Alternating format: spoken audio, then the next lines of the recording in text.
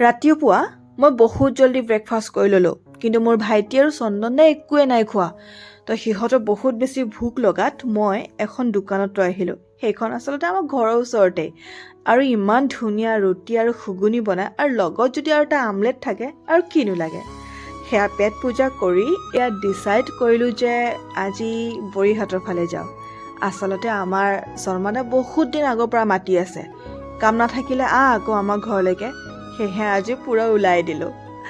সেউজীয়া পথাৰৰ মাজে মাজে শৰ্মাদাহঁতৰ ঘৰলৈকে যাত্ৰা কৰিলোঁ। শৰ্মাদাক ফোন কৰিলোঁ, তেওঁ কাম এটাত ব্যস্ত আছে।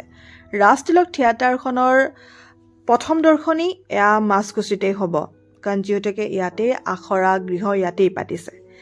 দৌৰাদৌৰিকৈ শৰ্মাদা আহিছে, আমি অহা গম পাই এতিয়া পোনে পোনে তেওঁলোকৰ ঘৰলৈকে আহিলোঁ। এয়া শৰ্মাদাহঁতৰ ঘৰ। বৰষুণ পৰি আছে, সেয়েহে গৰু পথাৰত নাই, ইয়াতহে আজি আছে। আমি অহা গম পাই ইমান যে আয়োজন, ইফালে কিন্তু পেটত জাগাই নাই, কোনটো খাম কোনটো নাখাম লাগিছে। বাৰু শৰ্মাদাহঁতক বাই দি এতিয়া আমি যাবলৈ ওলাইছোঁ আমাৰ জেঠীমাহঁতৰ ঘৰলৈকে। বেছি দূৰত নহয়। এতিয়া আহি পালোঁ জেঠীমাহঁতৰ ঘৰ। আচলতে আমি আজি তেওঁলোকক ফোন কৰাই নাছিলোঁ। আমি অহা গম পাই পূৰা ছাৰপ্ৰাইজ হৈ গ'ল। জেঠাইটো ক'বলৈ লৈছে, বাপৰে এবাৰটো এটলিষ্ট ফোন কৰি ক'ব লাগে, কিন্তু নক'লোঁ। বাৰীত আচলতে এয়া নৰসিংহ পাত দেখিলোঁ। নৰসিংহ পাত চুলিত লগাওঁ আৰু দালিত দি খাওঁ, খাই ভাল লাগে। এয়া হৈছে জেঠাই আৰু মোৰ মা আৰু ভাইটি যোৱা আগমুহূৰ্তত। এতিয়া আমি ঘৰলৈকে যাম। আৰু এই ফুলৰ পুলিটো ইমান সৰু আছিলে, হঠাৎ বহুত ডাঙৰ হৈ গ'ল। ভাল লাগিছে এনেদৰে ফুলি উঠা দেখি। আমাৰ মাক ঘৰলৈ পঠিয়াই দি এতিয়া ভাইটি আৰু মই গুৱাহাটীলৈকে আহিলোঁ। গুৱাহাটী অহা ৰাস্তাতে চন্দনদাক ফোন কৰিলোঁ যে চন্দনদা তুমি ক'ত আছা? তেওঁ কৈ আছে মই জালুকবাৰী পাম, আৰু তেওঁ আচলতে ৰঙিয়া গৈছিল, তেওঁ আহি পোৱা নাই, মিছা কথা কৈছে। আৰু সেই সময়খিনি পাছ কৰিবৰ কাৰণে ভাইটি আৰু মই বাৰ্গাৰ কিঙত গ'লোঁ।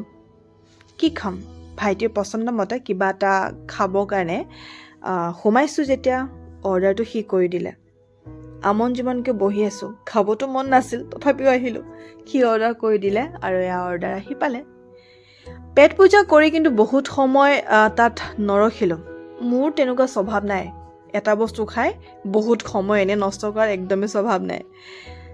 এইয়া মিছা মাতি থকা মানুহজন এতিয়া আহি পালে। সময় হৈছে এতিয়া 5:30, গধূলিয়ে হৈ গ'ল পাই, ইমান দেৰিকৈ আহিছে। এতিয়া আমি সোমাইছোঁ ভূপেন হাজৰিকা সমাধি ক্ষেত্ৰত। বহুত দিনৰ পাছত আহিছোঁ। এই গধূলি সময়খিনিত আহি ভাল লাগিলে, মনটো কিবা এটা ভাল লাগি গ'ল। তেওঁৰ গীতবিলাক শুনি শুনি মনটোতো ভাল লাগিছেই, এনেকুৱা লাগিছে আৰু কিছু সময় ইয়াত থাকি দিওঁ, কিন্তু নাই, কাম এটা আছে যে সেইটো কাৰণে জল্দি যাব লাগে। সেইটো সময়তে আৰু এটা ডিচাইড কৰিলোঁ, কাৰেক্ট চাই। বৰষুণ যিহেতুকে পৰি আছে, চাহ একাপ খাই লওঁ।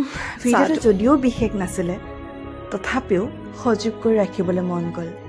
এই যে আমাৰ দিনবিলাক সদায় সুকীয়া হৈ থাকে, আচলতে এই দিনবিলাকত সদায় পজিটিভিটি এটা লাগে, আৰু এই পজিটিভিটি আছে কাৰণেই আমাৰ দিনবিলাক সদায় ধুনীয়া আৰু সুন্দৰ হৈ থাকে। নেগেটিভিটিৰ পৰা আঁতৰি কেতিয়াবা এনেদৰে সজীৱ কৰি ৰাখিব পজিটিভিটিৰ মাজত।